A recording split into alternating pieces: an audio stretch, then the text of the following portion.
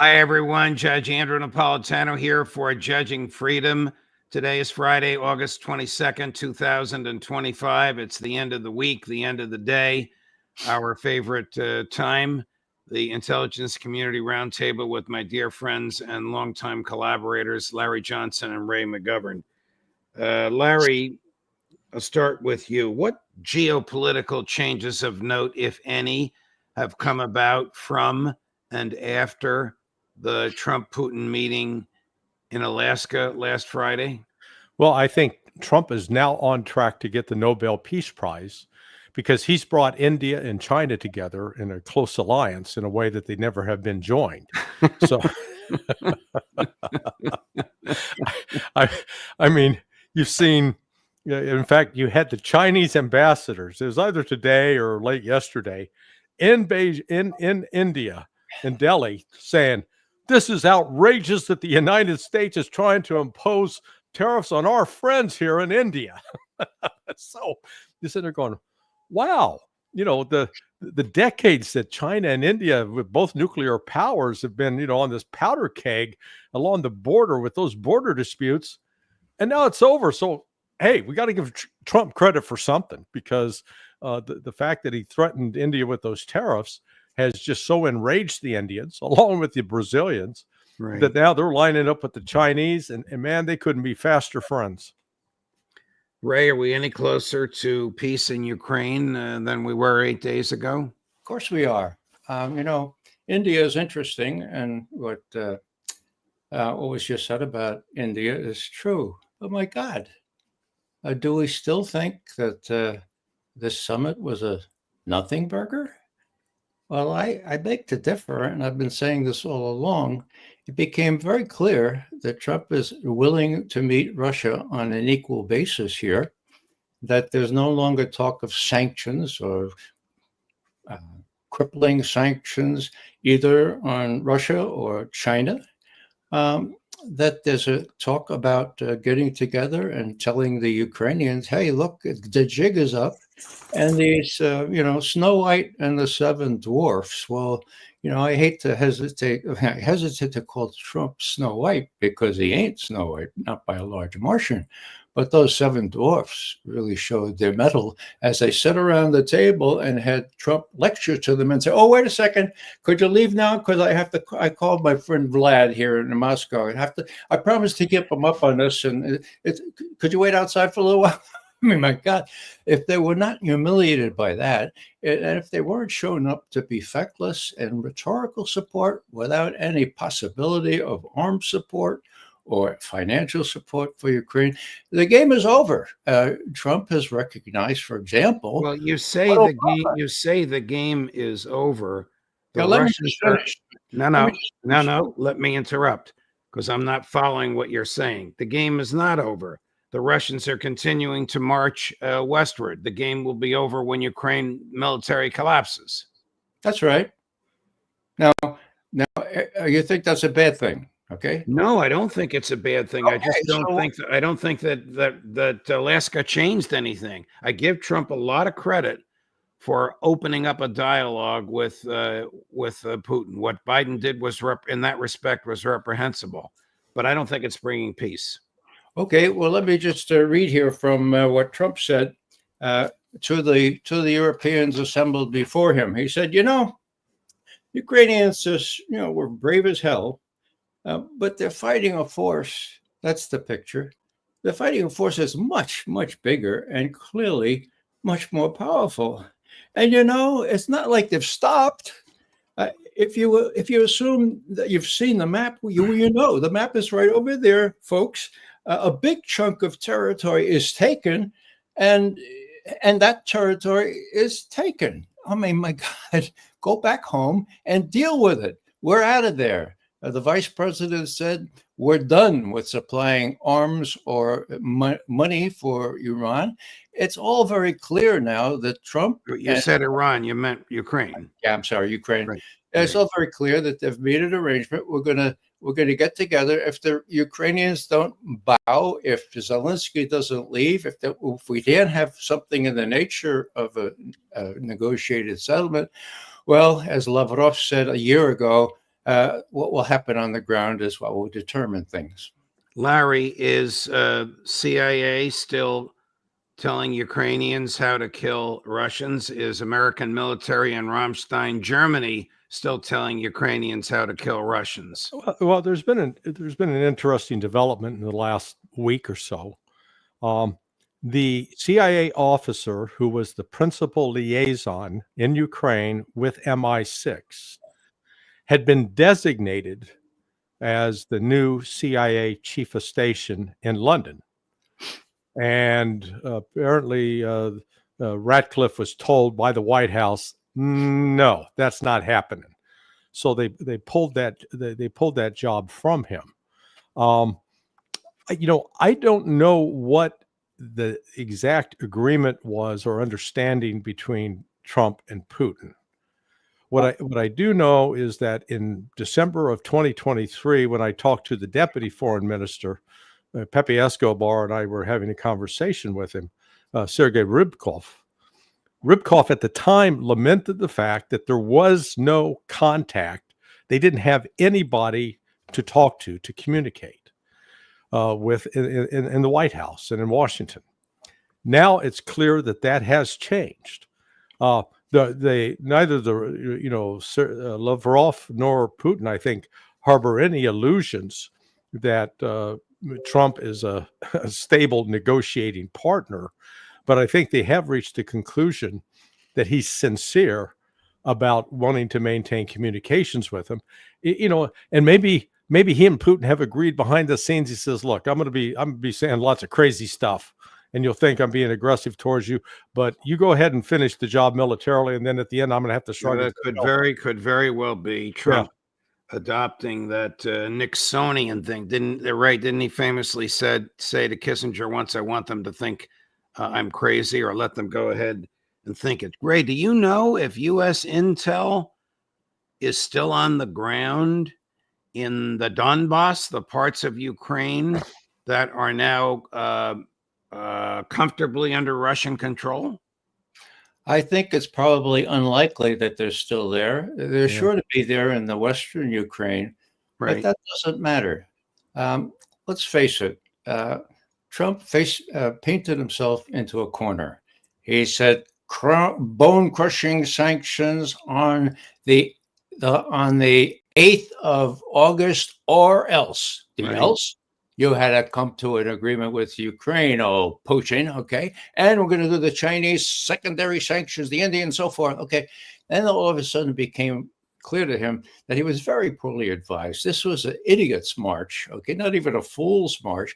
And so he sent Witkoff. And my boss, says Witkoff, has really painted himself in a corner. Can you help us? We don't want to do the sanctions, and let's have a summit. And Putin talks to him for 3 hours and extracts some real concessions like no immediate ceasefire. Forget about that. Right. And sanctions, okay, we'll like lifting of the sanctions. So that's what happened. It's not a nothing burger. Do we know if Putin gave Trump anything in return for Trump's dropping the demands about ceasefire and Trump's public acknowledgement that NATO is not going to be, that Ukraine's not going to be in NATO, Larry?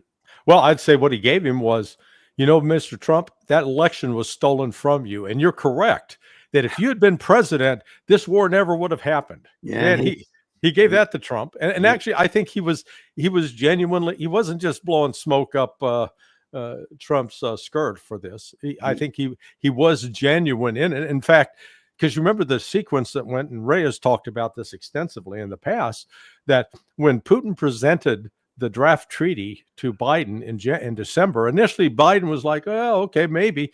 But then come January, where Anthony Blinken basically just says no and hell no, and tells Lavrov and company to go pound sand.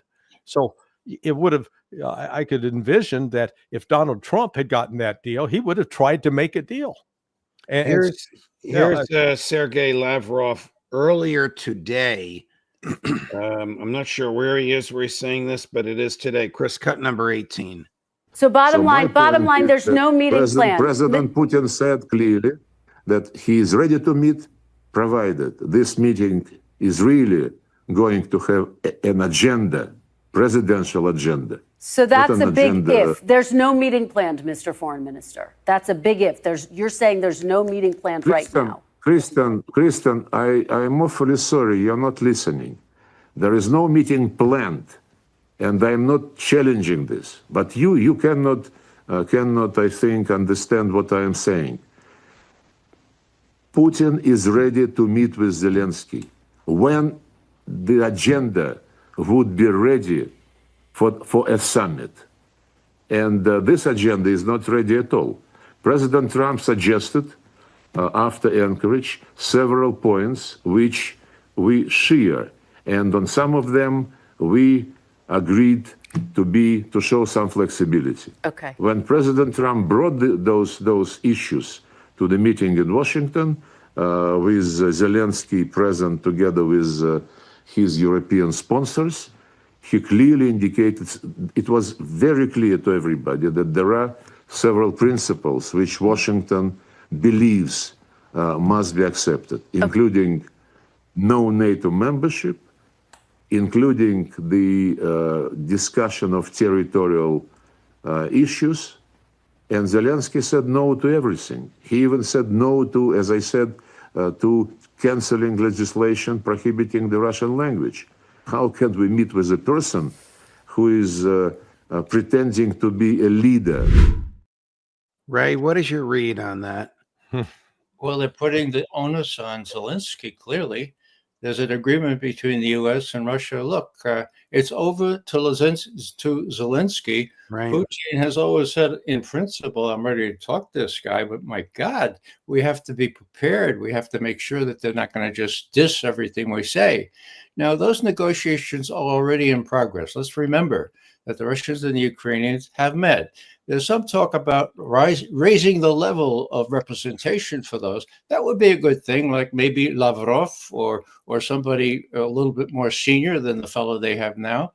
But, it's a dead end until Zelensky falls or is replaced or changes his attitude. Meanwhile, the facts on the ground continue to favor Russia. It's just a matter of weeks, in my view, before Russia could go to the Dnieper River, and they're holding that in the back. They're saying, Mr. Trump, we can do this. We can do this as fast as you decide, okay? But let's try to get a negotiated settlement so that we don't have to go all the way into the rest of Ukraine. Let's have something that will give us a measure of security for the future so they won't have to do this again.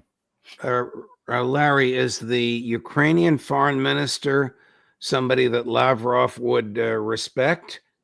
Do we know who he is? Is he a person with a diplomatic standing? Would Lavrov sit down with him? Lavrov would probably be more comfortable with Marco Rubio, but the problem for the Ukrainian foreign minister and the Russians approach this very, Putin's a lawyer, and I don't mean that as an insult to him, but okay, no, nor do you, Judge, but he, as you know, law school teaches you a certain way to think through issues and to approach things. And that's how Putin, he does approach the world that way. And one of the things he looks at is like, how can I send even, my foreign minister to sit down with a representative of a government that is illegal? Right. Because they have violated their own constitution. They've violated their own law. And when we reach an agreement, it's almost sort of, Putin is a bit naive in this regard. They really have believed in the past, as they did with Minsk II, that if we sign that agreement, we're going to be serious about keeping it. And then they keep finding out that the West says, we don't believe in those agreements. Ray, if Vice President Vance is telegraphing what is likely to happen, and if President Trump does cut off any military supplies to Ukraine, isn't it well established that the Europeans are not financially in a position to fill the gap left by America? That's exactly right. There's no question about that. So they're living in a land of illusion. Right. Hello?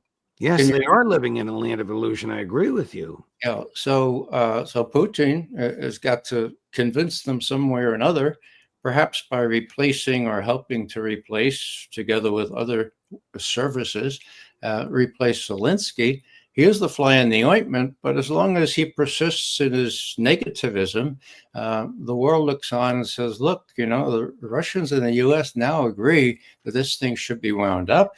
They've agreed that there should be a comprehensive ceasefire, not a comprehensive agreement, not a temporary ceasefire. So what's holding this up? Zelensky is holding it up. Will he hold it up forever? Just so long as he loses his last Ukrainian to our great project, Project Ukraine.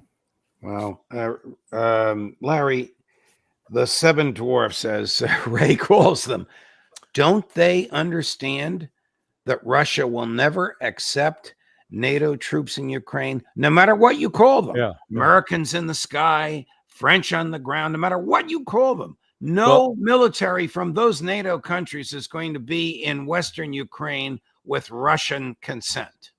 Well, let me first say, as is typical of Ray, he chose a phrase that's both elegant and poetic. I called them the seven pimps because the relationship between them and Zelensky has more in common with prostitution. But Ray's right in raising the seven dwarfs, because it is a fairy tale what they're working on. Okay, Larry, you're on a roll today. Keep it up. The notion that these countries, where France, its current debt to GDP ratio, 110%. The UK's debt to GDP ratio, 100%. What that means for the folks who don't, not good with math out there, that means they're, in the UK's case, they're spending all the money they make in 1 month. And they do the same in each month. In France, they're spending more than they make, which means they're going into debt. And all of the economies, with the exception of Portugal, all the major economies in Europe right now are growing between 0.3% and 0%, which means a stagnation, a recession. And Portugal's growing at the rate of 1.5%, not fantastic. So they lack the economic power. They're facing enormous debt. And they're going to buy very expensive weapons with a 10% markup, according to Donald Trump, from the United States. And then they're going to give them to Ukraine. Ain't going to happen. What are they going to use for cash? How are they going to pay for this? They'll send Zelensky out to do personal favors. Ray, one other thing here to add. Please. After the last NATO summit, conspicuously absent was any allusion to NATO membership. The year before, there was a big phrase and lots of talk about NATO membership. It said, Ukraine is on a path, on a irreversible path toward membership in NATO. Now, for that to be the feature of last year's NATO summit, and not even mentioned in this year's NATO summit, persuades me that the only person plumbing for a membership in NATO is a fellow named Zelensky. Not even the Europeans think this has any realistic possibility. That's why you have all this talk about alternative security guarantees. Excellent, Ray. Larry, before we jump to Israel, why would Trump have offered American air power as a security guarantee, as if that is less offensive than American boots on the ground? Yeah, it's not even clear. With the media reports, it's not even clear that he actually made that as a serious offer. And this, Lavrov, to his credit, very quickly shut down and shot down any idea that there would be this kind of presence of NATO personnel or U.S. personnel or even U.S. aircraft allowed in that airspace. If you go back and look at the Istanbul agreement, that was at least the draft agreement from April of 2022, it was very explicitly laid out what actually at the time, the Ukrainians and the Russians had tentatively agreed on with respect to security guarantees. And there was absolutely no allowance for foreign troops to be based in Ukraine. I know of no more effective way to introduce our discussion of the latest events in Gaza than a 2-minute clip from the Undersecretary General for Humanitarian Affairs and Emergency Relief at the UN. You may have seen it. It's a long clip. Chris edited it down. It's quite telling. Chris. It is a famine. The Gaza famine. It is a famine that we could have prevented if we had been allowed. Yet food stacks up at borders because of systematic obstruction by Israel. It is a famine within a few hundred meters of food in a fertile land that forces a parent to choose which child to feed, that forces people to risk their lives to seek food. It is a famine that we repeatedly warned of, but that the international media has not been allowed in to cover, to bear witness. It is a famine in 2025, a 21st century famine, watched over by drones and the most advanced military technology in history. It is a famine openly promoted by some Israeli leaders as a weapon of war. Everyone owns this. The Gaza famine is the world's famine. It is a famine that asks, but what did you do? A famine caused by cruelty, justified by revenge, enabled by indifference, and sustained by complicity. It is a famine that therefore also asks, and what now will you do? To Prime Minister Netanyahu and anyone who can reach him, enough. Ceasefire.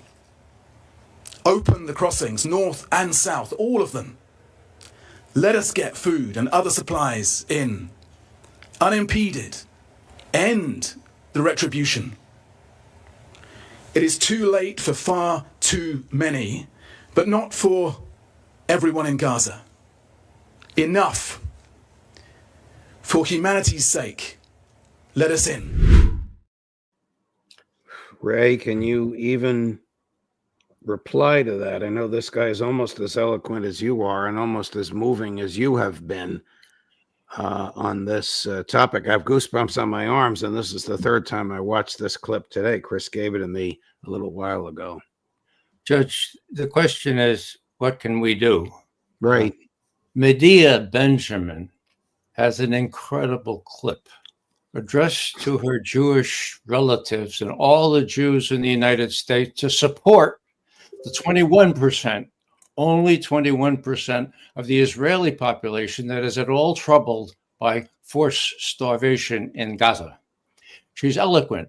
We really need to do that. Now, the other thing is, how about us? Now, Aaron Bushnell, the Air Force person who self-immolated before the Israeli embassy a year and a half ago, said this. He said, look, I asked myself, what would I do if I were Nazi Germany? Or what would I do if I were during slavery? Well, the real question is, what am I doing now with genocide in Gaza? And I ask you the same question, says Aaron. You're doing it now. You're doing it now, or you're not doing it now. All of us are impelled not to be neutral on a question like this. To be neutral is to be on the side of the oppressor. And I have that directly from Bishop Tutu of South Africa. Larry, Jeff Sachs calls Netanyahu the greatest monster on the planet right now. And it appears he is. Yeah, I couldn't argue that at all. There is still a lot that nations can do. And I include in this China, Russia, India, all what of can Europe. they do? You mean militarily? No. Cut off all imports and exports, all trade between those countries and Israel. Stop the trade. We saw the Russians actually made sort of an indirect move on Monday when they took out the SOCAR oil terminal in Odessa, because that's owned by Azerbaijan and was a major supplier of oil to Israel. That oil terminal accounts for 15% of Azerbaijan's gross domestic product. So Israel really did send a message to Azerbaijan. So Israel's going to have to find some replacement for that. But seriously, if they are economically isolated, they can't stand. They can't continue. They will be forced to fold. And yet, so many of these countries, and including the United States and Europe, continue to trade with them and continue to allow them to, keep their unemployment numbers down and to have a functioning economy.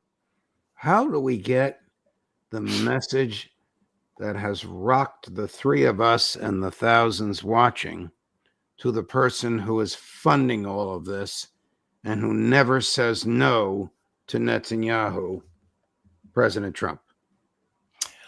We tell the world that we think President Trump is motivated not only by this slavish devotion to the interests of Israel, but also because Netanyahu has blackmail material on Trump in the Epstein files. Now, I speculated about that 3 weeks ago. Now we have some concrete evidence from a Mossad agent who handled Maxwell and his daughter and Epstein himself. And he said, look, there's stuff in there. Please, Mr. Trump, just release it. That way you can end the genocide. You can end the blackmail.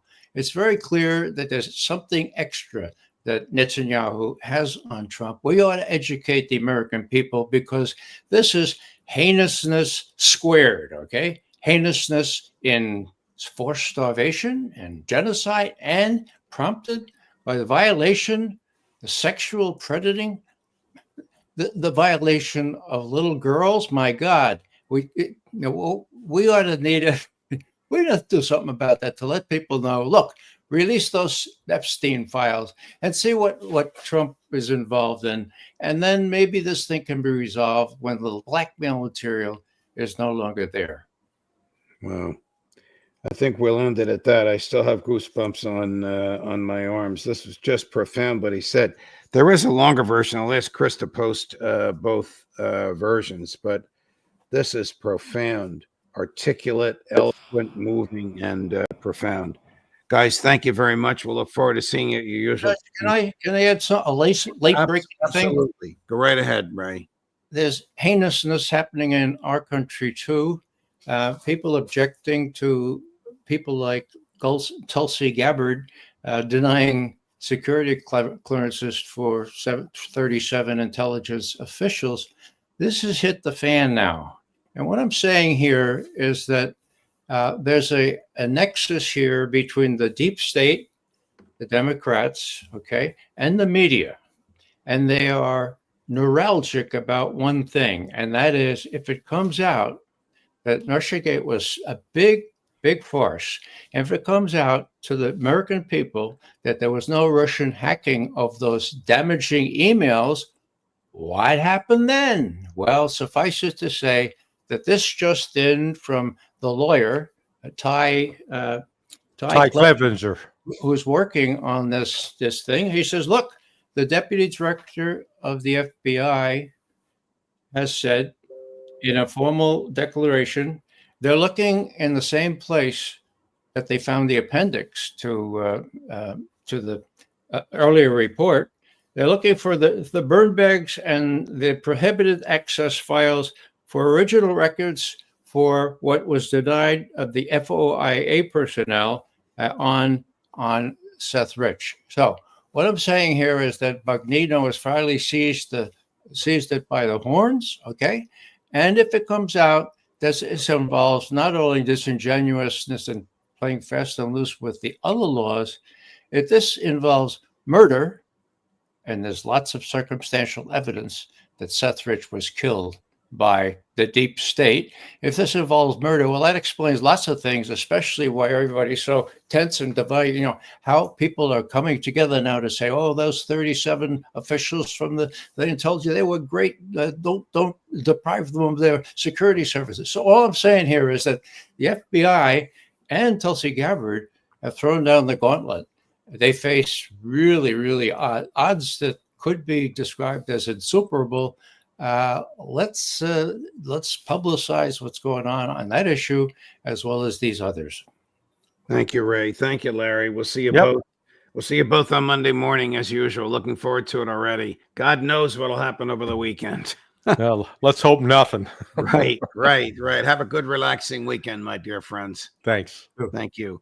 And coming up, of course, on Monday at 8 a.m. will be our friend Alistair Crook. At 10 a.m, Ray McGovern. At 11:30, Larry Johnson. And probably one or two of your favorites on Monday afternoon. Thank you for watching. Have a great weekend. Judge Napolitano for Judging Freedom.